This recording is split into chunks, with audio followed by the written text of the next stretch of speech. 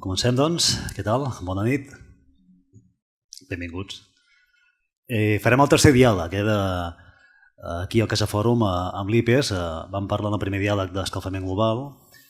Vam parlar, a més, el dia que s'assignava l'Acord de París.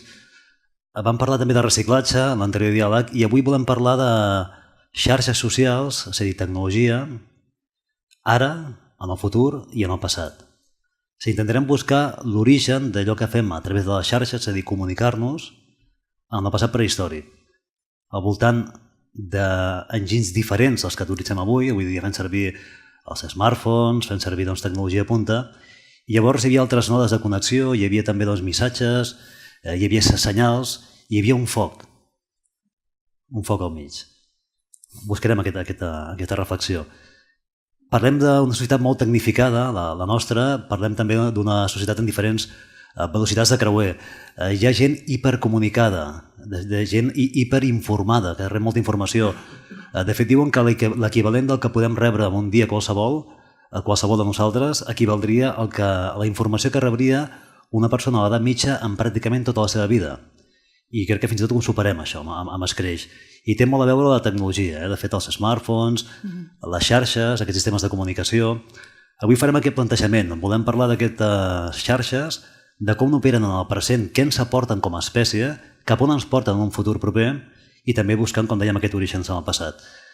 Farem també alguna reflexió al voltant de la tribu global, diguem-ho així, perquè si parlem de la tribu global, òbviament hi ha diferents, com dèiem, velocitats de creuer, hi ha diferències de potencial. No ho veiem només comparant nosaltres, per exemple, amb altres que visquin en països que ho passen més malament, més difícils, més complicat. Ho veiem aquí, a casa nostra. Ho hem vist aquesta setmana amb un cas a Reus, on malauradament una persona gran ha mort perquè la seva tecnologia, la que tenia, era una espelma. I amb allò s'il·luminava, s'acalentava i malauradament ha mort. Això avui també ens fa pensar. És a dir, tenim tecnologia, tenim avenços, hem evolucionat, però malauradament en aquesta nostra societat passen aquestes coses. I això també cal que hi pensem tots plegats. Farem reflexions amb dos científics. Tenim d'una banda Cinta Seballmunt. Cinta, què tal? Hola, què tal? Bona nit. Bona nit. La Cinta, ella us faré 5 cèntims. Ella és experta en comunicació, és de fet llicenciada en Ciències de la Informació, postgrau en Periodisme Digital, Disseny i Gestió de Projectes Web, màster Erasmus Mundus en Arqueologia del Quaternari i Evolució Humana amb la Universitat Rovira i Virgili i l'IPES, i és la responsable de comunicació i també de les xarxes socials, community manager, per tant, de l'IPES, o sigui, tota la comunicació, les xarxes que les porta la Cinta.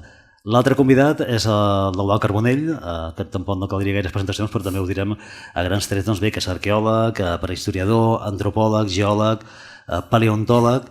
Ell va cursar estudis superiors a Girona, a Barcelona, a París, és codirector dels jaciments de Atapuerca, és vicepresident de la Fundació Atapuerca, és doctor en Geologia del Quaternari per la Universitat Pierre de Marie Curie i en Història per la Universitat de Barcelona. Des de l'any 99 ocupa la càtedra de Prehistòria a la Universitat Rovira i Virgili i actualment és investigador principal del grup d'autoecologia humana del Quaternari d'aquesta universitat i també investigador a l'Institut Català de Paleoecologia Humana i Evolució Social, que són aquestes sigles, IPES. Ell, centre del qual, recordem, va ser impulsor, primer director entre el 2004 i 2015, i el tenim aquí a Tarragona, el tenim aquí al Casa Fòrum, però el podíem tenir a Eritrea, el podíem tenir a Àfrica, no, Eudald? Bona nit, bona tarda. El podríem tenir a Xile, a Cuba, a Xina, a Algèria, al Marroc, a Tanzània, dic per dir, no sé, només algun dels pocs països, o Geòrgia, no?, fins i tot.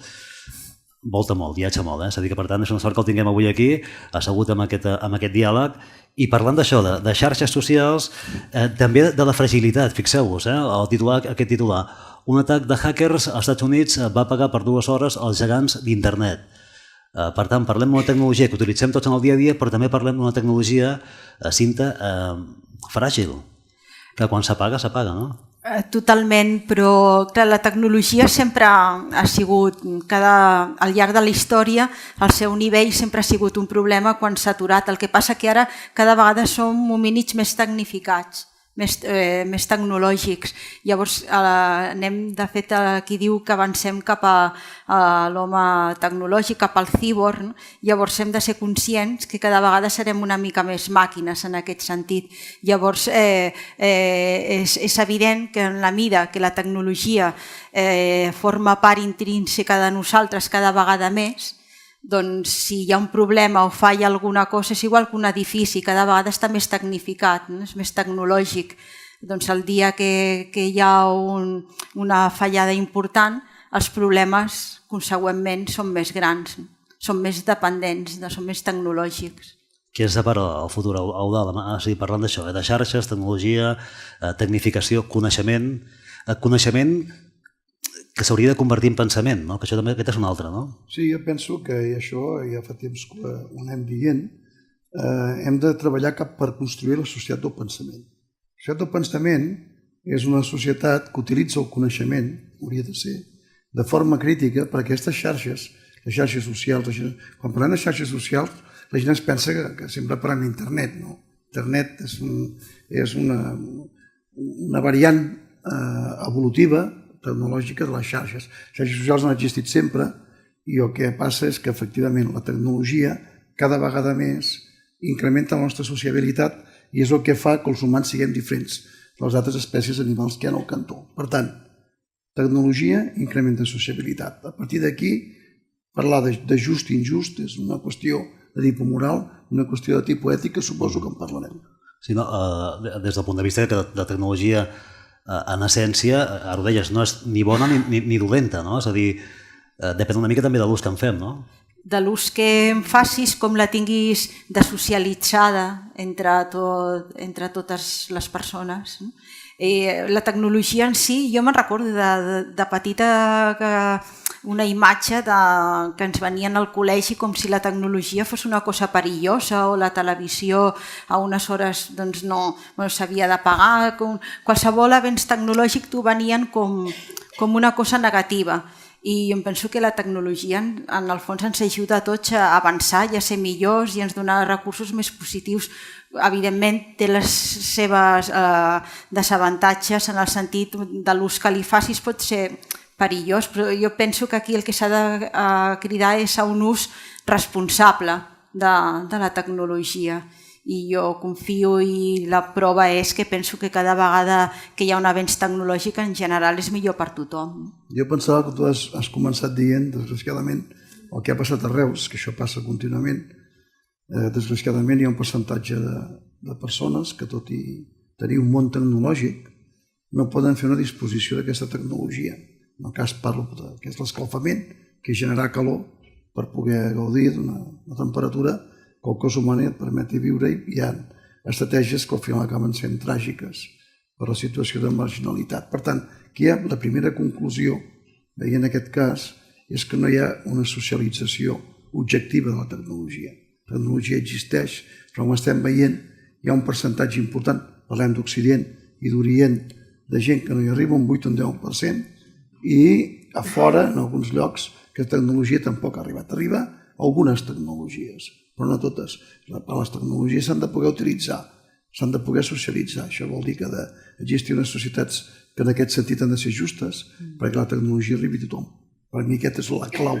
La tecnologia incrementa la sociabilitat només si realment aquesta tecnologia pot ser utilitzada a tothom. És a dir, que donar recursos perquè tothom la pugui utilitzar. I la pugui utilitzar en un sentit positiu per l'espècie. Quan parlàvem d'aquest futur, Cinta, parlaves dels cíborgs, d'un futur. Com us imagineu el futur d'aquí 10 o 15 anys? Com us imagineu i creieu que d'una manera o altra trencarem el camí que ens pugui portar cap a un col·lapse, si és que n'hi va? Jo penso que hem d'anar seguint la nostra ruta, que anirem sent això cada vegada més tecnològics, i el col·lapse penso que és una mica independent també de com derivi la tecnologia, perquè és més d'una evolució responsable i és més d'una consciència crítica d'espècie que comenta moltes vegades l'Eudald Carbonell. Llavors jo no crec que la tecnologia ens hagi de frenar o no. Home, un ús realment, clar, si ara els avenços de la humanitat, com sempre, passen per als avenços tecnològics, si la tens més socialitzada, evitaràs conflictes, faràs una societat més equitativa i d'alguna manera, evidentment, frenaràs que aquest col·lapse no sigui tan greu, però no perquè la culpa sigui de la tecnologia, sinó que tornem sempre a una bona distribució que arribi a tothom, a un ús responsable. Hi ha una contradicció, des de la meva perspectiva, és que tots els teixits que tenim en el cervell, que tenen una evolució com a conseqüència mecànica d'utilitzar objectes i de fer-los, estan, i de comportar-se, que tenim comportaments que encara estan molt lligats, òbviament, al que som, a la pròpia naturalesa. Som uns primats que ens estem humanitzant i que hem desenvolupat, gràcies a la nostra intel·ligència, una tecnologia que avança molt ràpidament. Llavors s'està generant una contradicció perquè fa falta una adaptació, la nostra pròpia adaptació als mitjans que estem desenvolupant a l'exterior. És a dir, de la mateixa forma que podem crear objectes per modificar l'entorn tan ràpidament i tanta complexitat, hauríem de ser capaços de transformar el nostre cervell perquè acceptés aquesta complexitat. Llavors estaríem treballant junts. Quan no treballa junts, es creen les contradiccions que estem visquent ara. Les xarxes, ara parlàvem d'aquest enfoc de cara al futur, farem cap també, com dèiem abans, al passat prehistòric, i jo crec que aquí no tenim cap foc de tretzo, però hauria estat molt bé fer un foc aquí al mig, o tenir un foc, perquè de fet al voltant del foc han passat moltes coses al llarg de la història, al llarg de la prehistòria, i encara avui passen coses al voltant d'un foc, una conversa autèntica sense tecnologia. És a dir, que podem encara buscar aquells moments que van viure nostres avantpassats prehistòrics de fa molts milions d'anys, al voltant d'un foc, i podem sentir coses similars a les que haurien pogut sentir ells fa 1 milió d'anys, En fa milions d'anys era el seu context, com deies tu, el seu atretzo natural, però ara sí que pots trobar igualment espais de sociabilitat, de comunicació i d'intercanvi espontani d'idees. De fet, som persones que ens agrada parlar, ens agrada comunicar, tenim com una necessitat vital de compartir experiències, i ara això amb la tecnologia encara s'ha accelerat i és més exponencial, perquè tu en un determinat estàs a casa sol o així i vols explicar, passa alguna cosa i amb un WhatsApp li expliques o fas un toc d'alerta a algun, i llavors ha canviat, diguéssim, el context, però pots trobar aquests espais de comunicació i per molta tecnologia que hi hagi és fàcil també que el cara a cara, o que quedis amb algú i comparteixis una copa, un dinar, vull que és al voltant del menjar i de les activitats quotidianes també pots trobar aquests espais de comunicació sense necessitat a vegades de smartphones o de qualsevol altre element actual tecnològic que són supernecessaris, però que l'espontaneïtat jo crec que no la perds mai tampoc. Jo veig el foc és un element molt interessant, no només pel tipus d'oportunitats i serveis que pot donar, que ha donat a la prehistòria, il·luminar, espantar els animals, fer-los servir per fer eines, òbviament per comunicar-se. El foc, des de la meva perspectiva, fomenta aquesta radialització dels hominins al cantó, i en termes actuals podríem dir que el foc és l'intranet, és la xarxa interna que comunica a un grup, els grans, els joves, els petits, i que permet un flux d'informació, que això és l'intranet, les xarxes internes, domèstiques, que a través de l'internet de les coses, que és el foc, els diferents focs que es feien a les valls i que es feien a tot arreu, comunicaven els clans. És a dir, que en realitat les xarxes de comunicació s'estableixen quan tens un còdig per poder-te comunicar, no només un còdig sonor, sinó un còdig que estableix senyals que tu saps que si hi ha foc només ho poden fer els humans, si no és natural. Això és un còdig molt universal. Això forma part de l'internet de les coses quan va començar fa 1 milió d'anys a haver-hi foc. Després, l'intranet, és a dir, com tu la informació d'aquests nòduls que hi ha de focs encesos a tot arreu es comuniquen i com els clans s'organitzen a partir del que és més fonamental, no l'internet de les coses, que és el llenguatge.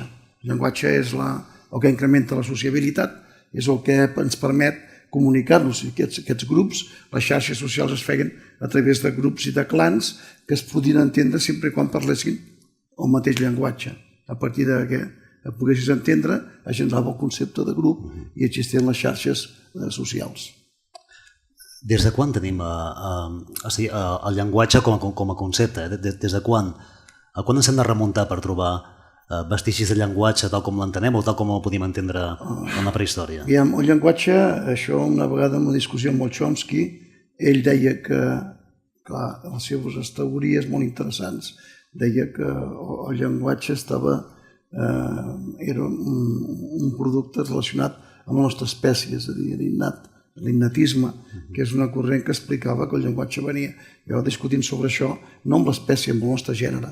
El llenguatge, per mi, és un llenguatge de gènere, és a dir, totes les espècies, en la meva opinió, han tingut més o menys un llenguatge que ha anat fent-se cada vegada més complexa, fins en el foc que alimenta aquesta complexitat i acabem tinguent un llenguatge articulat com el que tenim ara. Aquest cap de setmana s'ha complert un any el primer aniversari dels atemptats a París, de la sala Bataclan. Recordo perfectament fa un any de poder veure en el decurs d'aquella setmana pràcticament en directe, a través de les xarxes i també a través de mitjans de comunicació en directe, tot el procés següent, és a dir, imatges a partir de l'atemptat, imatges de les persecucions policials de la gendarmeria, imatges de com abatien els dos autors dels atemptats. Això estava passant a París. Nosaltres ho podíem veure des d'aquí, des de casa, asseguts, a través de les xarxes. Què implica això?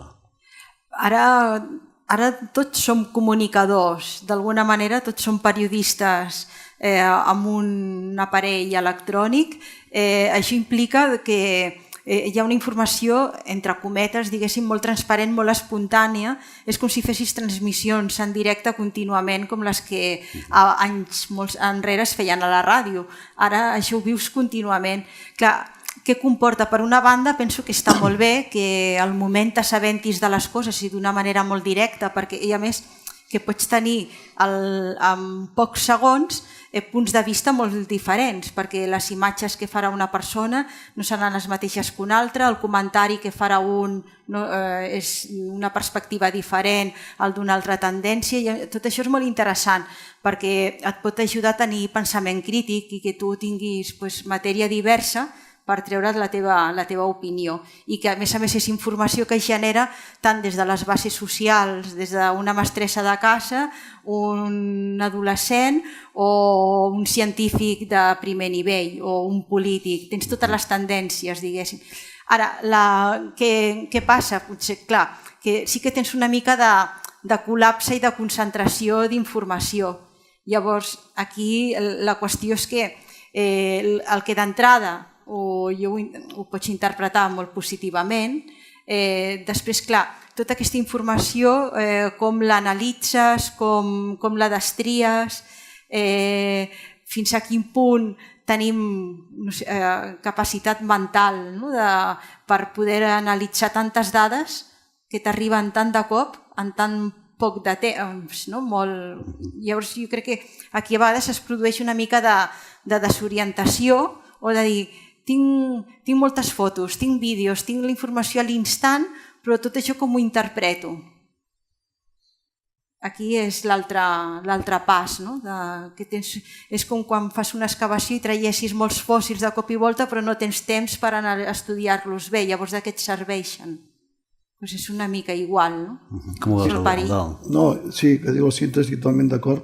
Aquí, fonamentalment, l'aspecte nou, que és el Big Data, que són com hi ha una gran quantitat exponencial de terabytes d'informació, sobretot, i com els algoritmes matemàtics són capaços d'analitzar totes aquestes dades. Això és un element molt important pel pensament crític, perquè aquí nosaltres sí que podem actuar com a ciutadans informats, anant en contra del control i del poder que ens manipula per poder tenir informació a l'instant nostre, per col·locar-nos en postures que no tinguem una capacitat de canvi, ni de transformació, ni d'increment social. Llavors, l'altre dia n'estàvem parlant. Això està molt bé, aquests aparells que ara en els espais intel·ligents, que tu vas mirant un lloc, hi ha una càmera que t'està mirant i està veient què mires, està veient la teva retina què està passant per passar una informació cap a un Big Data, que hi ha un algoritme que es fixa si has obert molt els ulls per mirar una cosa, per saber quins gustos pots tenir. Llavors ara es tracta molt de subvertir tot aquest ordre, que és el que jo faig i molta gent farem. No és dir, vas a un lloc, tu fas veure que et fixes en una cosa i allò no ho compres. I vas destruint els algoritmes matemàtics que tenen un funcionament automàtic. Encara no han trobat la forma de saber si tu menteixes o no. Llavors aquí hi ha tota una guerra social per utilitzar la tecnologia a favor de la societat i no a favor del poder. Això per mi és els grans elements que hi ha encara, que això també ho anirem corregint, els grans elements que tenim encara els humans, és dir, evitar conscientment la manipulació, manipulant els que ens volen manipular. Sí, és que clar, és molt al·lucinant que tu a vegades per internet mateix has fet una cerca o has estat mirant una pàgina i llavors te'n vas al teu perfil a la xarxa social i al cap de 30 segons tens un anunci o superrelacionat amb el que estaves buscant. I llavors, clar, aquí ve... Però també serà un altre esforç perquè el que comentava ara l'Eudald està molt bé, però clar, i és un esforç més de dir, a banda de mirar el que realment m'interessa, vaig a despistar i ara a veure, has d'actuar com... tenir una doble... Sí, com una doble vida. No seria això, però de dir, a mi m'agrada blanc, però ara miraré una estona al negre perquè així se'ls despisto. No, això... És molt complex, és una societat molt complexa. Però bueno, és que ho és, no? Complexa. No, la complexitat és molt vella, però la complexitat hi has de viure dins. La gent es pensa que la complexitat es pot dirigir o gestionar. La complexitat no gestiona, és un caos. La gent es pensa que la complexitat és inherent al propi sistema que els humans hem agafat d'adaptació. La tecnologia ens permet incrementar la complexitat a nivells brutals. El que hem de fer socialment és utilitzar aquesta complexitat per repartir l'energia, no perquè es configuri amb espais de poder molt concrets i aquests espais de poder puguin manipular tot aquest entorn. Això ho estem veient ara, no? Resulta les enquestes que fan, que estan fent amb els algoritmes matemàtics que havien servit per sempre, ja no serveixen. Perquè la gent, això que dic ja, ho està fent. La gent amaga el vot, la gent... Això es fa cada vegada més, no? La gent tal, doncs clar, si tu vas a les tendències socials, te n'adones compte de quan hi ha el que està passant socialment, no? Anem cap a una crisi molt gran. Hem començat un camí cap a una crisi molt gran que ens portarà segurament a un conflicte com la Segona i la Tercera Guerra Mundial, molt gran, sento molt dir aquestes coses, però la història es repeteix contínuament i l'única forma que hi ha d'evitar això és intentar enganyar el poder. No hi ha cap més forma de fer-ho. Per tant, hem de fer justament allò contrari al que s'espera que fem al sistema. De fet, ja està passant. Si us recordeu el Brexit, tothom tornava per descomptat, el poder havia fet tota una estructura, havia vingut l'Obama, havien vingut tots aquí adoctrinada que es havien de quedar a Europa, la gent va decidir que no, i així ha estat. A Colòmbia amb la pau ha passat el mateix, als Estats Units ha passat, ara tornarà a passar a Itàlia, Itàlia segurament el Beppe Grillo guanyarà el d'això i passaran moltes coses més al nostre país. I tot això que s'està demostrant, no? Està demostrant que hi ha un desequilibri i que no hi ha una expressió social de les xarxes organitzatives, no només d'internet i de tot, no. Internet és un mitjà d'informació que pot aixecar maneres d'organitzar socialment. Jo que deia abans la Cinta, és molt important, que després de rebre, no n'hi ha prou amb estar informat, has de ser crític, perquè pots tenir molta informació, com ha dit la Cinta, no serveixi per res. Si no saps com usar-la o no tens una orientació, no sé si és la paraula, però com un temps per poder analitzar de què et serveix al final. Et pot despistar o encara crear més confusió. Que amb això hauríem de buscar la base d'una institució que és l'escola, per exemple, no? És a dir, que les futures generacions ja els ensenyin a pensar de forma crítica, no? Jo penso que ho estem discutint ara, el més important que hi ha amb aquest increment tan ràpid de sociabilitat i aquest increment exponencial que deia la Cinta tecnològic, el més important ve a la part de la reflexió, que els nostres nens, els nostres que van creixin en un espai on incorporen la tecnologia com un fet social i no la incorporin només com a tecnologia. I això és una cosa que costarà molt temps perquè, com ha dit abans la Cinta, se'ns va educar contra la tecnologia. No sé per què, però se'ns ha dit sempre que la tecnologia és la dolenta, i això és una bestiesa, perquè la tecnologia és... Sí, jo tinc molt aquesta imatge del col·le de petits que qualsevol cosa que era un avenç era un perill, com la televisió a la seva època, la televisió, si la uses bé i veus espais bons i això perquè ha de ser dolenta. Una altra cosa és que t'encarcaris allí, quan acabes de treballar i et quedis allí com un ésser passiu fent cas del que diuen, però si la utilitzes per informar-te, està per distreure't una estona i després penses tu el que vols o ho comentes, què té de dolent, no? Què en penseu d'aquelles persones que estan tot el sant dia enganxades al telèfon mòbil? Amb el WhatsApp, WhatsApp per dir alguna cosa, Twitter, Facebook, Instagram, però tot el sant dia, és a dir, que se'n van a dormir. Abans tenies un llibre a la tauleta, miraves el llibre, llegies uns capítols, i ara mires el mòbil a veure quin és l'últim tuit i a veure si ha passat alguna cosa a l'última hora o si ha passat... Bueno, és una qüestió de que tu dosifiquis. Jo també me'n vaig a dormir i al costat tinc la tablet, tinc l'smartphone, tots els telèfons estan allí. Llibres també, Llibres també, però llibres en paper, de fet, cada vegada menys, perquè també els tinc a dins de la tablet. Vull dir, jo porto amb un aparell i ho tinc tot, el que vull. No? I ho tinc allí, però ho tens, no sé, és com una necessitat de tenir-ho a prop per qualsevol cosa, però és igual que abans la gent es posava el telèfon a la tauleta de nit per si trucava a algú a la nit. No? També és que al final no és tan diferent. Hem anat canviant els aparells, però la manera d'actuar, el que passa que, clar, ara sí que és veritat que hi ha un ús més freqüent de la tecnologia. Bueno, tu en un moment determinat pots dir que nosaltres pel tipus de feina tampoc et desconnectes tant, no? Però a un moment determinat pots... Una altra cosa és que estiguis allí... Jo tinc amics que a vegades et posen nerviós perquè si estàs allí amb una colla cara a cara i persones que no veus sovint i pots parlar, que estiguin parlant i estiguin mirant quan no és per una cosa urgent, a mi em sembla una passada. Crec que potser encara no estem educats per fer un bon ús de tot aquest aparell i llavors estem com una mica encara com una joguina que no la fem servir com caldria. És com quan descobreixes un aparell nou o que estàs allí pendent tot el dia, doncs potser encara estem en aquesta fase i clar, no hem madurat amb l'ús tecnològic de tot el restic. Amb els cotxes passa igual en qualsevol descoberta que hem fet, amb les eines de pedra, amb els bifassos que els vam fer doncs fa 1,5 milions d'anys o més. Quan adquirim una nova habilitat i la socialitzem, fins que aquesta habilitat està socialitzada, hi ha moments que estem tastant exactament què està passant amb aquest aparell i això fa evolucionar els nostres comportaments socials. Els comportaments socials canvien amb la tecnologia i han de canviar. La nostra intel·ligència, per exemple, probablement en el futur serà una intel·ligència molt més icònica. No farà falta llegir. Ha fet falta llegir fins ara i escriure. Ens ha fet falta aquests còdics per entendre'ns, però probablement aquests còdics d'aquí 1.000 anys no facin falta, perquè de fet el ser humà ha viscut sense escriure durant el 99,9% de la seva vida.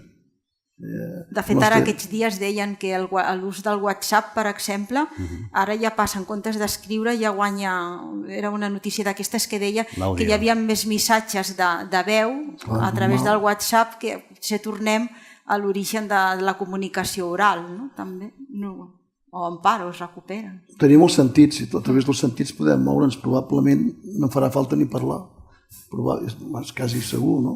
Probablement pensarem i podrem, sense parlar, podrem comunicar-nos directament. Tot això, els interfaces que s'estan fent ara... Un smartphone, ho sentiu, no? Quants teniu smartphone d'aquí? Telèfon d'aquí que fa cosetes, que fa una mica de tot? Quants en teniu de telèfon sofisticat, diguem-ho així, La majoria. La gran majoria, no? I l'utilitzeu. Teniu grups de WhatsApp de l'escola, dels fills, del nebot, dels parents, dels cosins, no? Clar, és que al final... Però fixeu-vos el que estàs dient tu ara, que a l'intranet aquest que teniu, que són aquests whatsapps que ens permeten estar en contacte amb les famílies, això feien abans el cantó del foc. El cantó del foc hi havia l'intranet, era això, el whatsapp familiar, era el que hi havia les nits o els moments que es feien les reunions. És la tecnologia que canvia les coses. Tot l'altre Realment, ho torno a repetir, l'important de l'increment de sociabilitat és que la tecnologia estigui ben socialitzada i, òbviament, ben utilitzada i que hi hagi una reflexió sobre el seu ús que permeti aquest pensament crític, no? Que el pensament crític ens ajudi a fer això. És obvi que sense tecnologia no hi ha xarxes socials i sense xarxes socials no hi ha tecnologia. I el concepte del temps, de l'experiència vivencial del temps i de l'espai, això està canviant també, no? Temps, espai, espai-temps. A mi em dóna la sensació que cada vegada és més accelerat el temps, el concepte de temps. I l'espai no és que no sigui necessari, però també és diferent, no? Perquè com que ara et comuniques molt d'una manera no presencial, doncs també és un concepte que no sé cap a on va, no? Però no et sembla tan... No és que no et sembli tan important, però a vegades no es fa tan necessari, no? És més prescindible. Ara, les causes i conseqüències que pugui tenir no... Els humans som una singularitat de l'espai i del temps. Això és una cosa que veníem dient fa molts anys. És a dir, som una intel·ligència que ha crescut per selecció natural, que ha agafat un camí que ha incrementat molt les seves capacitats de relacionar-se entre individus i tot l'altre. I aquesta singularitat s'està acabant, perquè el temps és la dimensió que prevaleix sobre les altres. És a dir, no fa falta estar enlloc, tu pots comunicar amb un aparell, per tant, independentment d'on estiguis, pots passar la informació. No tan sols pots fer això, sinó pots, desgraciadament, amb aquest ús de la tecnologia animal, pots tirar un míssil des de dirigir-lo des de 40.000 quilòmetres de distància o des de 8.000 quilòmetres de distància. Vol dir que totes aquestes capacitats que hem anat adquirint, si no són per incrementar la sociabilitat, no serveixen per res. El telèfon mòbil, això ho he explicat moltes vegades, s'ha socialitzat en 30 anys. Ho estem veient. Fa 30 anys han començat a sortir els primers telèfons mòbils, o 35, i en 30 anys aquesta tecnologia s'ha socialitzat. El foc va trigar mig milió d'anys a socialitzar-se. En la mesura que el temps de socialització disminueix, creix l'increment de sociabilitat i creix la diferència entre els humans i els altres animals. Anem cap a una uniformatització, una societat cada cop més uniformada, igual, si no fem res, si no canviem alguna cosa? A veure, potser, jo penso que no, que potser és el que s'intenta des dels poders i els poders de decisió, però jo penso que som una societat molt diversa i que aquí la clau és com integrem aquesta diversitat. Però, a més, la tecnologia, les xarxes socials, la manera d'organitzar-nos socialment afavoreix que hi hagi grups des de les bases que puguin fer sentir més la seva veu i marcar tendència d'alguna manera. Ara, l'altra història és veure com s'articula perquè tota aquesta diversitat realment quedi no només reflexada, sinó que tingui una repercussió social òbvia i que pugui poder de decisió. Aquí hi ha una qüestió que tots coneixem, que és aquesta tendència pels propis sistemes, aquests sistemes que diem que són injustos socialment i que parlen d'un pensament únic, un pensament únic que en el fons vol dir perdre la diversitat en funció d'una homogenització que fa que perdem capacitat d'adaptació en la mesura que si realment triomfa l'homogenització al planeta, la probabilitat que ens equivoquem és tan gran com que no hi haurà ningú que pensi diferent, la destrucció probablement serà més imminent del que pensem. Per tant, mentre no siguem capaços d'integrar la diversitat, l'hem de mantenir. Llavors no es tracta de tenir un pensament únic, sinó un únic pensament, que és l'humanització, és com fer-nos més humans. I això s'ha de fer a través de les xarxes socials. Xarxes socials parlo en general, que vol dir les relacions socials tecnificades o no. Ara tecnificades perquè no hi ha cap més manera pràcticament ja de relacionar-se. O és com la manera més fàcil, o per qui té accés a aquesta tecnologia i d'arribar d'una forma potser més massiva. Hi ha un dret constitucional, recollit, escrit, fixat, que és el dret a la llibertat d'expressió. És a dir, el dret que qualsevol de vostès pot agafar doncs, no sé, un càrrec públic i li pot dir doncs, allò que pensa d'aquesta persona perquè té un càrrec públic i ho pot fer a través d'una xarxa social i en principi això és un dret d'opinar d'una banda i d'expressar-se de l'altra. És a dir, és un dret, com el dret de la informació. Les xarxes contribueixen a que aquests drets circulin més lliurement i que, per tant, tinguem una democràcia més, entre cometes, sana? A veure, no necessàriament. A veure, les xarxes afavoreixen que d'una manera més fàcil i espontània i amb un simple aparell cadascú pugui dir la seva. Val? Si això entenem dret de llibertat d'expressió. Ara, també, avui, em sembla que era avui que es comentava que el Donald Trump havia guanyat perquè des del Facebook havia hagut com una contracorrent de fer córrer notícies que fessin por als electors i que això havia afavorit, era deien, una de les causes que havia afavorit que ell sortís guanyador. Llavors, clar, la llibertat d'expressió és pels progres, pels fatxes, pels que volen la igualtat per tothom i que aquí...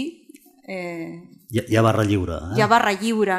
Me'n recordo al principi de les llistes de distribució d'internet que la gent deia que bé, es feien llistes per tot, i la gent opinava i llavors et trobaves algú pel carrer i et deia vaig veure que vas dir, et retreien, potser que fessis un comentari i tu pensaves, vaja, compte, perquè aquí també hi ha gent que està a les xarxes espiant, diguéssim, i que també hem de ser curosos en aquest sentit, que són molt bones però també té l'altre contracorrent. El problema entre drets i deures, clar, si el ser humà s'ha d'humanitzar, tenir aquest dret de proporcionalitat entre els drets que té com a humà, social, a les relacions tant de producció com les relacions de convivència, però també els deures que comporta ser un ser humà en tal. I aquí això lliga molt amb el que jo penso.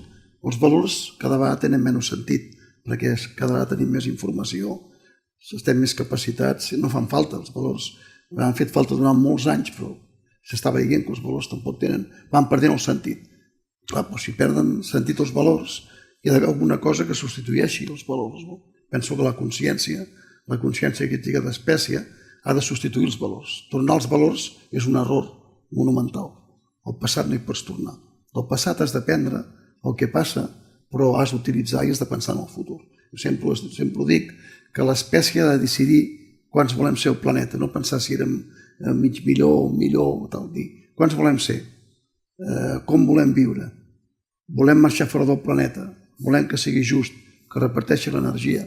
Això és el que hem de pensar, no? I no dir, si no pensem això, tot l'altre, tot el que estem discutint aquí, té poc sentit. Però per fer això, el ser humà ha de tenir consciència i no valors. De tota manera, el sistema, diguem-ne, que fa trampes, no? Fa trampes, ho dic perquè, clar, cada cop treballem més hores, cobrem menys... O no treballem. O no treballem, però és que tenen sort de treballar, cada cop treballen més, guanyen menys i arriben a casa destrossats i comparteixen amb la família, resulta que comparteixen el temps d'escombraria, que es diu, que és quan estàs fet pols, arribes a casa i tal. Per tant, no hi ha temps per pensar, no gairebé, és a dir, que ens tenen com atrapats, no?, alguna mena de trampa. És un sistema evolutiu, les formacions socials s'han anat generant no de forma intencionada. L'únic intent que hi ha de trencar la història és quan es genera, per exemple, la revolució soviètica, que hi ha una sèrie de gent que té uns plantejaments filosòfics i no espera que el temps faci un sistema, sinó que a partir d'uns coneixements es vol fer una societat que és molt difícil de fer perquè som animals. Els animals tenim pensament humà, però una cosa és el pensament i l'altra cosa és l'estructura i l'acció, perquè tenir una societat igualitària seria molt interessant, perquè ens permetria fer moltes coses, però això és molt difícil de fer. És molt interessant, com hi deia, però és molt difícil de portar a la pràctica. Què ha passat? El capitalisme és un sistema entès dins del darwinisme social, no? De dir, el més fort té la porra que mana contra el poder i tira endavant, i això no ha fet ningú, el capitalisme. El capitalisme no l'ha fundat ningú. Com deia, desgraciadament tenim governants i gent que no han llegit i que són analfabets, com el president francès, l'expresident francès, que deia que es havia de refundar el capitalisme. Però és que el capitalisme no l'ha fundat mai, que sàpiga jo, soc historiador. El capitalisme és una conseqüència evolutiva de l'organització de les formacions socials al món. Després de fer una pregunta sobre això que has dit de l'expresident francès, que es diu que no he llegit gaire, que és com una mena de zero a l'esquerra, que va fer cap allà, va acabar de president, o si vols te la faig ja, Aquest tipus de personal són necessaris per l'evolució? Sí, això sí n'hem parlat moltes vegades. Si no hi ha imbècils no s'evoluciona. O gilipolles, perdoneu l'expressió, però no, perquè a veure, tots tenim en ment algun conegut, parent, soldat, jefe, company que podríem definir. Són un estímul a vegades per fer-te veure potser el que no és correcte, el que no t'agrada o alguna actitud que dius no anem bé per aquí, no? Són com a tocs d'alerta, no?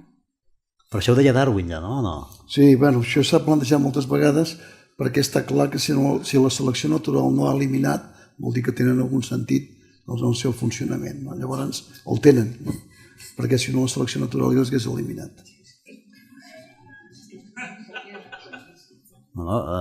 Plantegeu-vos, no, clar, és que us en trobareu cada dia.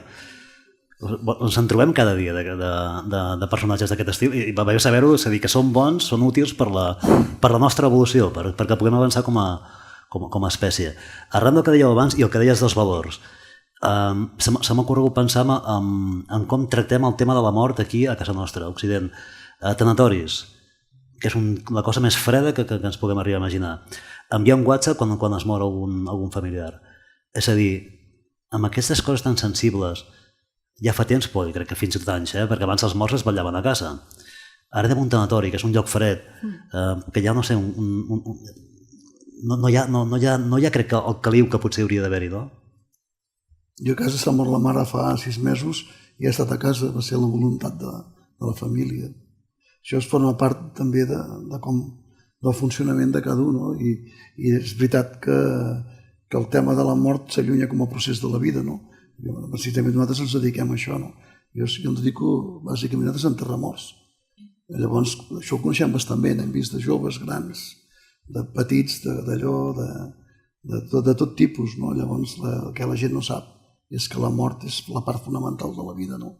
I que tindria que haver no una educació, sinó senzillament una relació normal amb la mort. Sí, és que sembla que sigui que l'hagis d'amagar o que te la treguis per molt dolor que sentis, no? Que l'hagis d'apartar del teu entorn. I llavors potser l'hem objectivitzat massa o ha començat a formar part també d'aquesta línia, sembla dur de dir-ho, no? Però com a comercial o de fer les coses fora de casa, no? Igual que fas altres tipus de celebració que abans es feien més a les vivendes i ara també evoluciona això, sí. Clar, això que dius tu, de fet, cremar els morts, això no hem pas inventat els d'ara. Els morts en l'edat del ferro els cremaven i això hi ha molts costums. En els morts se'ls enterra, se'ls crema, se'ls menja, se'ls cuina, hi ha una gran quantitat, ho veiem amb la diversitat de comportaments humans a tot el planeta, no? El tema és que això, hi ha festes sobre la mort, el tema és que tot això realment es faci en el sentit del canvi social que s'està produint. És a dir, per mi, com deia abans, la consciència és el que ha de substituir els valors, no? Pensament profund, crític, amb una educació als nens, a les nenes, que permeti que molt aviat tinguin aquesta capacitat d'entendre el seu entorn i de poder opinar sobre el que passa al seu entorn i de poder convergir i fer consens amb el que passa al seu entorn i no només confrontació amb el seu entorn. Això només passarà quan aquesta consciència d'espècie, aquesta consciència crítica d'espècie, pugui tenir sota les diferents consciències, les consciències socials, de classe, etc. I això serà un procés llarg. Tenia moltes preguntes? No, ho dic perquè, clar, avui veig que hi ha molt de públic, I són 3 quarts. Jo crec que podríem passar ja al torn de preguntes, perquè m'imagino que en tenim moltíssimes per fer-li als convidats. I li demanem a l'Anna, que està per aquí, que s'acosti amb el micròfon autònom. La tenim per aquí. Començarem per aquí a la vora i aneu plantejant aquelles qüestions que segur que són moltes, perquè aquest tema té... Cinta és un tema que té molts vèrtexs, vull dir que haguéssim pogut anar a parar a molts llocs, amb el tema de les xarxes. Avui hem intentat centrar una miqueta, però mireu, mentre no arriba el micròfon, si vols, aquí a viva veu. Sí, jo tinc una. A veure, el senyor Carbonell parlava de la necessitat d'anar contra el poder. A les xarxes socials, entre ahir i avui, s'ha articulat una concentració a Reus precisament per anar en contra del que havia passat fa uns dies. El 15M també és un moviment que surt a les xarxes socials. Aquest anar en contra del poder a través de les xarxes socials no ens pot fer anar cap a un altre poder que potser no el veiem. Sí, clar, això sempre ho dic. Jo no parlo que es faci la xarxa social, jo parlo d'anar contra el poder en el sentit que és un poder que no sigui just. Una cosa òbvia. Exacte. Però el problema radica aquí, no? Mira, poder sempre n'hi ha, jerarquia sempre n'hi haurà. A més, penso que serà... El col·lectiu és molt important, però jo parlo de la justícia social i parlo precisament de que la gent que nosaltres tenim en el poder siguin gent que ajudin a crear aquest tipus de relacions igualitàries. Si no els generen, per mi, qualsevol tipus de poder, independentment de la ideologia, no és un poder que tingui sentit. Però el que vull dir és que aquest anar contra el poder no pot fer que es generi un altre poder en aquest punt? Probablement. Gràcies. Més preguntes? Per allà darrere? Endavant.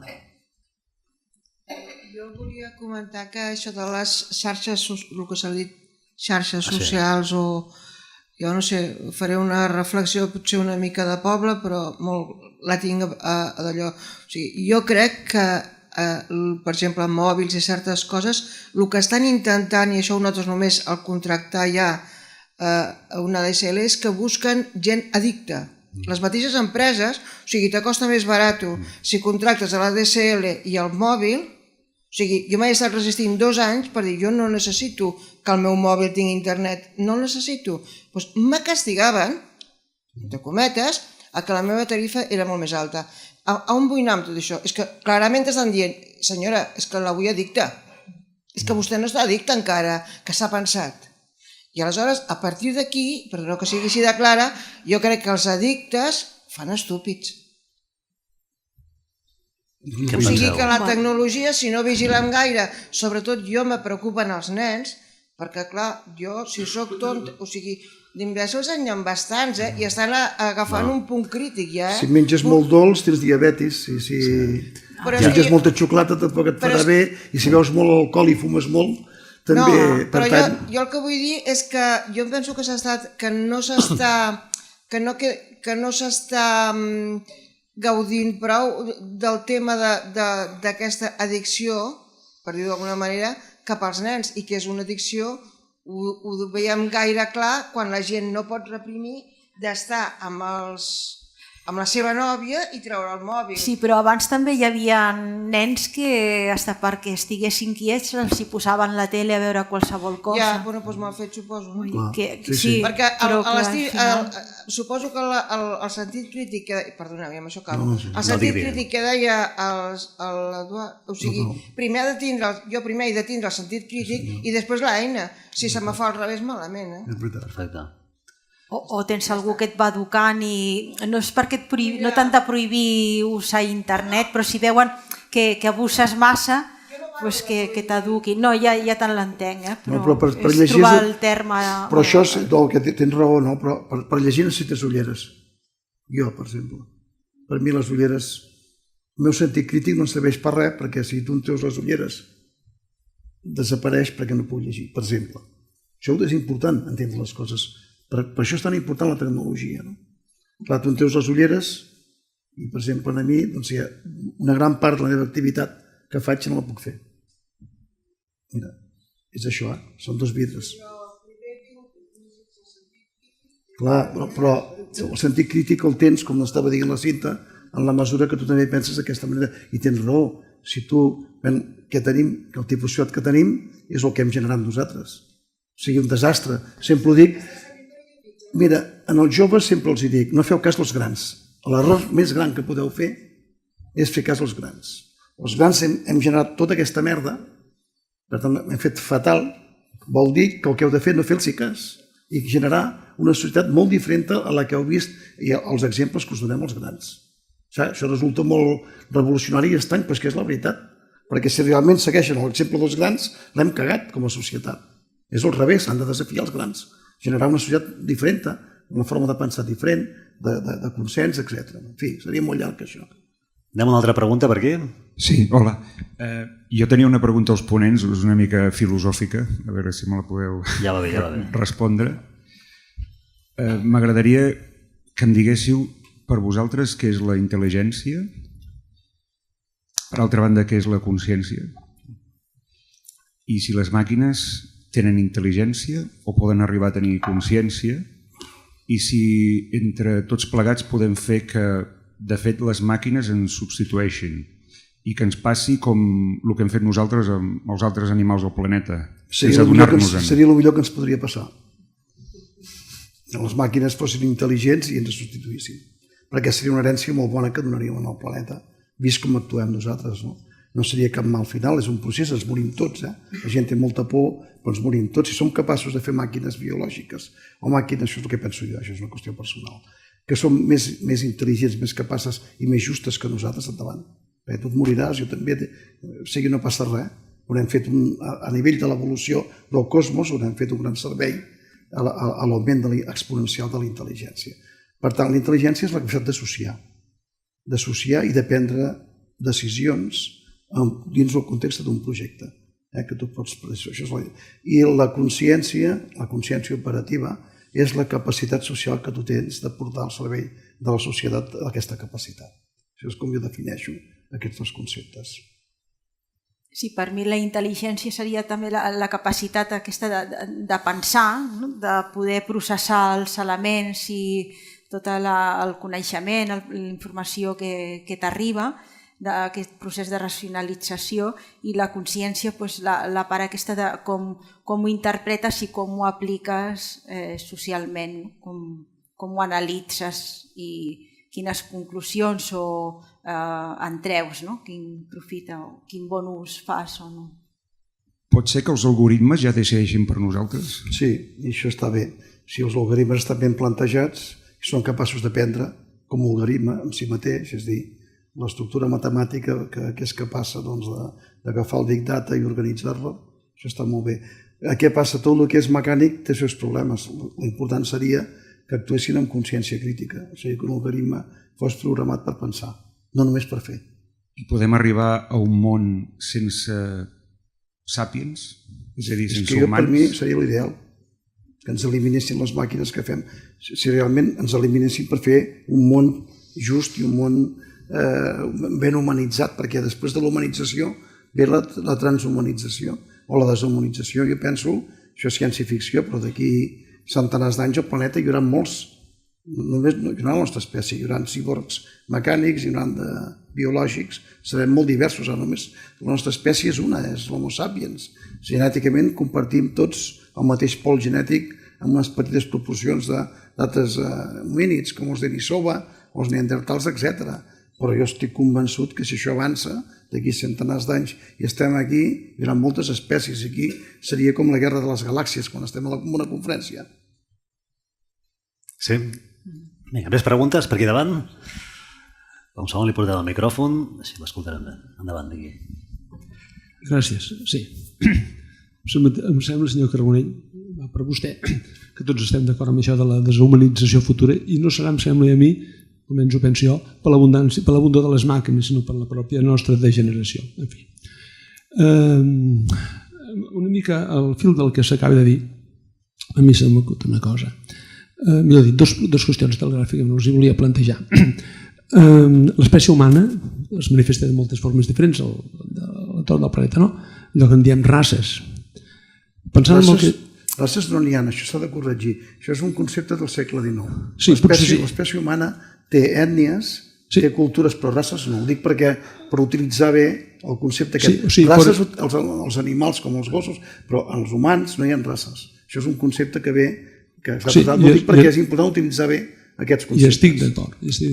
Inclús pot semblar hi ha colors, la pell, però races no n'hi ha. Pot semblar pejoratiu. Bé, si agaféssim un individu del nostre entorn, un fill nostre, nascut en el si d'una societat molt desenvolupada tecnològicament, i el criéssim a partir del primer dia de vida junt amb un altre d'una societat primitiva. Jo vinc de l'Espluga, aquella cova que vostè coneix molt bé, on hi ha aquells individus de cartó-pedra, però eren així potser.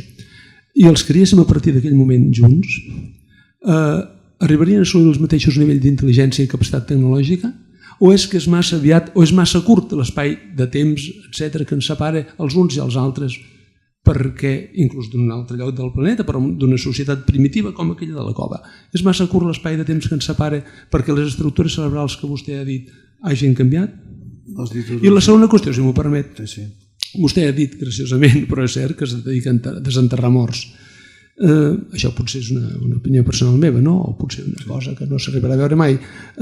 Desenterren morts, efectivament, d'espècies anteriors a la nostra. I a la nostra també. D'acord. Però es pot descartar la troballa d'una resta d'una civilització humana o no, però avançada tecnològicament tant o més que la nostra i procedent d'una època molt anterior? Com científic no puc descartar res, el problema és trobar-ho. Jo sempre dic el mateix, no? Els científics treballem en proves, no tenim intuïcions, però fins que no tenim proves no podem confiar una cosa o una altra, ja ho saps, això depèn molt de quin concepte tens del coneixement i de la ciència. Ara bé, un científic d'entrada, això és la meva opinió, no pot descartar que no es tropiga res, que no. De moment, jo què et puc dir, per la informació que tinc jo, no hem trobat mai cap prova de cap civilització més avançada, per exemple, que la nostra, menys tecnològicament. Això no vol dir que no es pot dir mai que no es trobi. El planeta fa molts anys que té vida i que té d'això. Per tant, també, per exemple, ara sabem que amb una alta probabilitat la vida al planeta és extraterrestre. O sigui, ha vingut en suspensió probablement de Mart o d'altres indrets del cantó. Això ara cada vegada hi ha més evidències que això és així, que la vida no s'ha generat autònoma, sinó que els components bàsics, els àcids nucleics i tot això, han vingut de l'espai i que aquí s'han pogut desenvolupar amb un caldo de cultiu. Per tant, vull dir que tot això és una qüestió que resulta molt difícil sempre de poder dir això és així o no és així. Ara bé, per dir una cosa s'han de tenir proves. Això per mi és la... Què has preguntat abans? Sí, la primera. Si un individu d'un nostre espai, un individu, una criatura que va néixer aquí. També és molt interessant. Aquesta pregunta és molt interessant. Mireu, fa 40.000 anys que el nostre cervell es va fent petit. O sigui, el nostre cervell va arribar a fer-se molt gran, els neandertals van arribar a tenir de mitja 1.650 centímetres cúbics i fa uns 30.000 anys que el cervell es va fent petit, cada vegada el tenim més petit. Per què? Perquè s'ha reconfigurat i per les funcions que té ha canviat. Els lòbuls frontals s'han desenvolupat més que les parts situades als occipitals, en el d'això. I això ja ens indica que amb un cervell que ha fet aquests creixements exponencials i que està perdent volum, tenim un cervell que pot tenir un creixement en el coneixement i exponencial. I ara en pot tenir molt més perquè li podem afegir perifèrics de tot tipus que permetin incrementar la memòria, que és el que a mi m'agradaria, que pogués incrementar la memòria externa. Això ja passarà d'aquí ja passant. De fet, hi ha companys nostres que són mig cíborgs i estan connectats neuronalment amb memòries externes. Això ja està passant. Nosaltres ho coneixem. Sí, però evidentment no s'aconsegueix parar el procés degeneratiu que condueix a les persones d'edat a una situació lamentable. Això s'ha de veure si és degenerar o no és degenerar. Jo penso que no és degenerar. És un tipus de direcció. La interpretació de si és degenerat o no dependrà dels conceptes que cada persona tingui sobre la transhumanització, el que deia abans la Cinta, sobre el transhumanisme, sobre la... Moltes gràcies. Més preguntes? Vinga, anem a buscar més preguntes. On? On la busquem, la pregunta? No veig cap mà alçada. Allà? Allà. Vinga. Hola, bona tarda. Una pregunta. La teoria de Darwin diu que ens adaptem segons les forces externes de l'exterior, diguéssim, i tenim més fills i ens adaptem amb la descendència, no? La meva pregunta és, ara mateix, que hem creat com una bombolla que aquest esforç extern, és a dir, no tenim necessitat ja de morir per gana, etc., diguéssim, a nivell alt, quin és el vector de la nostra evolució? És a dir, anem donant toms de manera que regeix l'economia, per situació geogràfica? Què és el que fa evolucionar? Veiem, nosaltres som humans per atzar, perquè no hi ha el que sapiguem, no? L'evolució no té direcció, l'evolució té cap sentit, és un sistema de selecció natural, de mutacions, comença amb endosimbiotisme i tal. Però és veritat que ara nosaltres sí que podem fer prendre una direcció a l'evolució. Els coneixements de les propietats emergides de la física, de la química, de la biologia ens permet ja dissenyar un projecte que cap a on volem anar. Per tant, jo estic convençut que la selecció natural acabarà en el marc d'aquest projecte i serà matitzada per la nostra intel·ligència. Molt bé, més preguntes per aquí al fons? Per davant? Ja ho saben tot. No, doncs vinga, preguntin, endavant. No tinguin cap por de preguntar. Mira, per allà en tenim un altre. Anem al cantó filosòfic de la sala. Ara tu. El filosòfic, sí. No s'enrotllem, no hi ha problema. Aprofito, doncs. Heu parlat del sistema. S'ha parlat del sistema de manera abstracta. M'agradaria saber què és el sistema, si algú comprèn el sistema, perquè tinc la sensació que ningú comprèn el sistema, en termes generals, i heu parlat de poder. Què és poder? On estan els centres de poder? Perquè hi ha algú que ho manegui, això? O no ho manega ningú? A veure, jo per sistema entendria l'estructura organitzativa, social, política, econòmica que una mica marca la societat actual.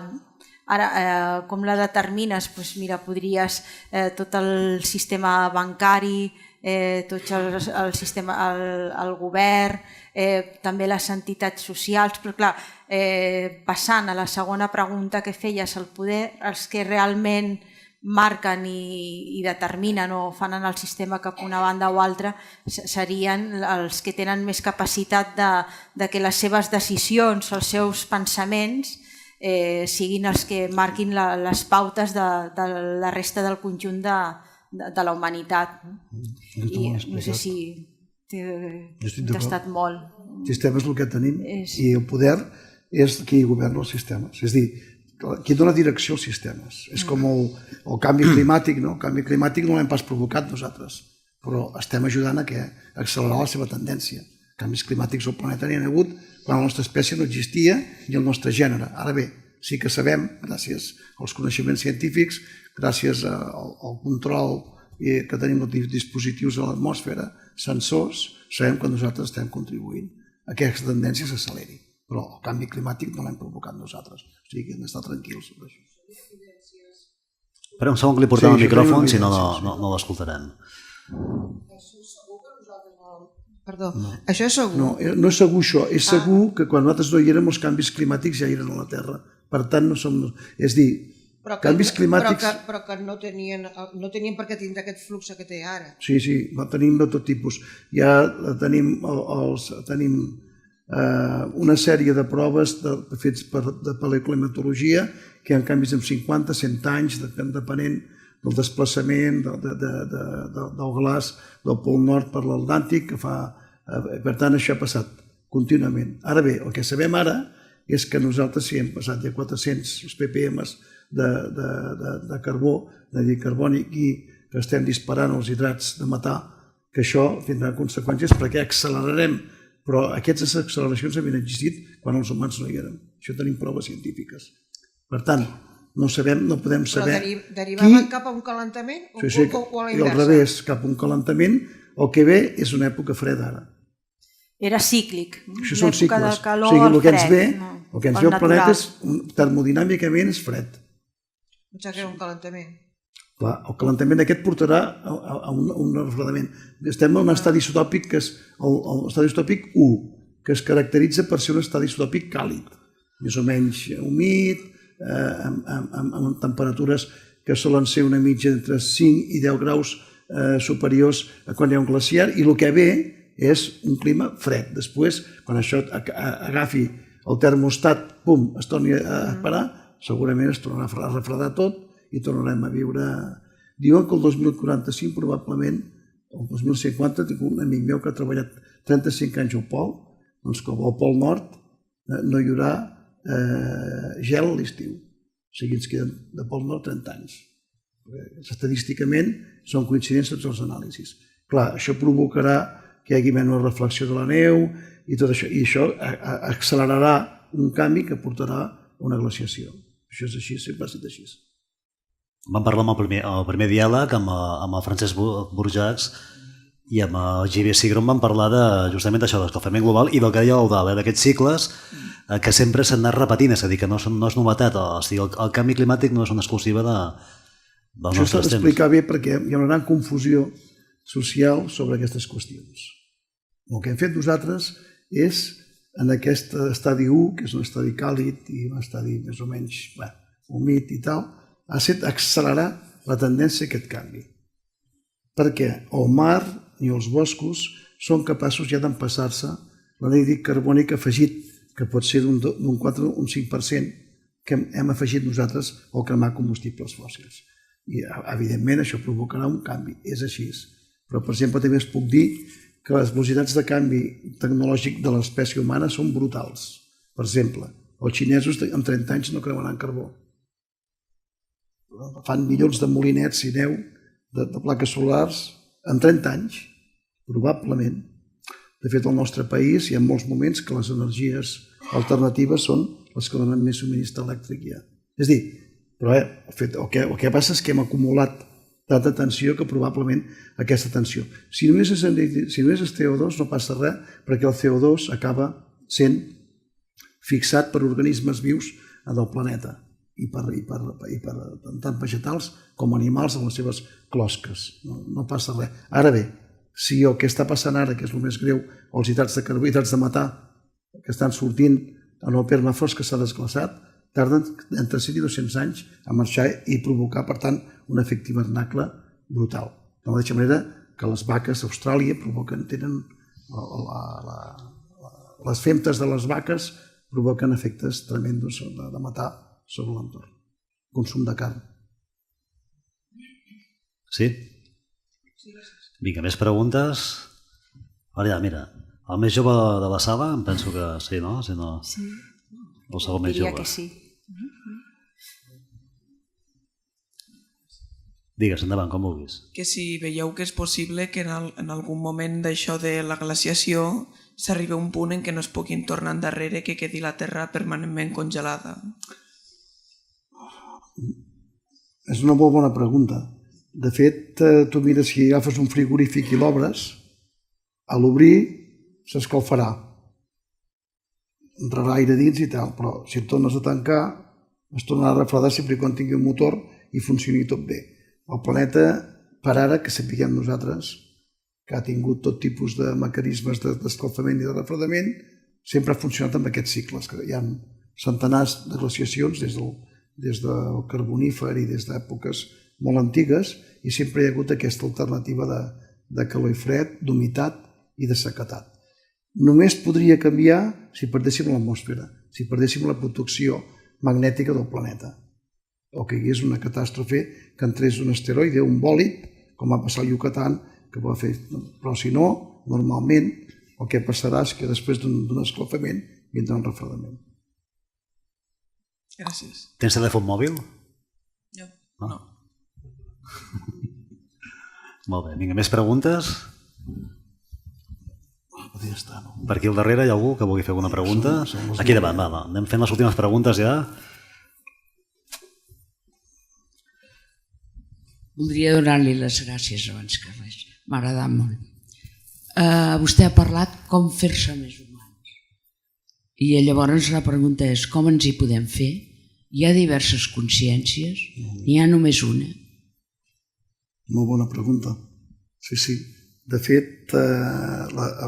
I perdoni, voldria afegir-hi que vostè m'ha deixat una mica així més tristeta, que vostè ha dit estem en una gran crisi, n'hi haurà més, i després una guerra. I els humans no podem estalviar-nos una guerra si tenim una consciència. Estic d'acord. Gràcies. Molt bé, molt bones preguntes i a més molt justes i molt fetes en el marc del que estem discutint. Efectivament, no hi ha una sola consciència, però hi ha una consciència de tots, perquè som la mateixa espècie, estem fets el mateix. Genèticament, els cervells són tots iguals. La gent es pensa que són molt diferents, però estan fets tots del mateix.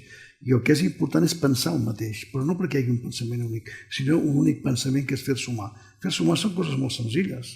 Fer-se humà es basa en que la tecnologia sigui repartida, socialitzada, l'energia sigui justa per tothom i que tothom tingui dret a pensar i actuar de forma convergent amb l'espècie no té cap més secret. No es tracta d'eliminar els individus, al contrari, es tracta que els individus aportin a la col·lectivitat tota la seva energia, no al revés. No que la col·lectivitat prohibeixi als individus que facin les coses. L'humanització és al revés. L'humanització, l'individu ha de ser projectat com a individu per la comunitat i la comunitat ha de fer que els individus aportin el millor d'ells, cosa que no ens passa ara. Els més burros són els que ens dirigeixen, els que ho fan. Llavors això no pot funcionar. Sí? I la guerra? La guerra és una conseqüència de fer les coses malament. És dir, jo no dic que... però normalment els conflictes venen per metabolitzar els processos de canvi. La Primera i la Segona Guerra Mundial és la metabolització del capitalisme, és un tipus de formació social de la revolució industrial, que permet que les matèries primes puguin circular per tot el món. Fan dues guerres que maten entre morts i ferits i gent que es mora de gana i conseqüències 300 milions d'humans. I la que vindrà serà del mateix ordre perquè la revolució científico-tècnica serà metabolitzada d'una forma semblant a com va ser a la revolució industrial. Per dormir tranquil aquesta nit, Abans vindran els cíbors, Abans arribaran els cíbors i les màquines. Però estem predestinats com a humans. No.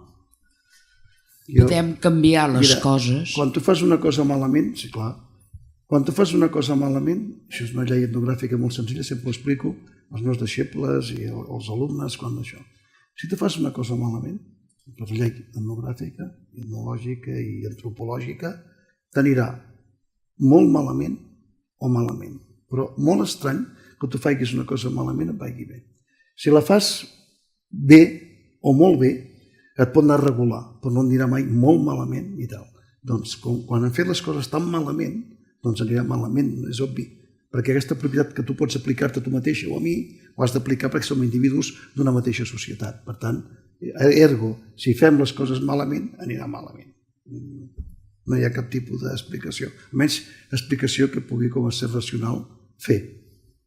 Moltes gràcies. Gràcies. Eudald, gràcies. Cinta. A vosaltres. Gràcies.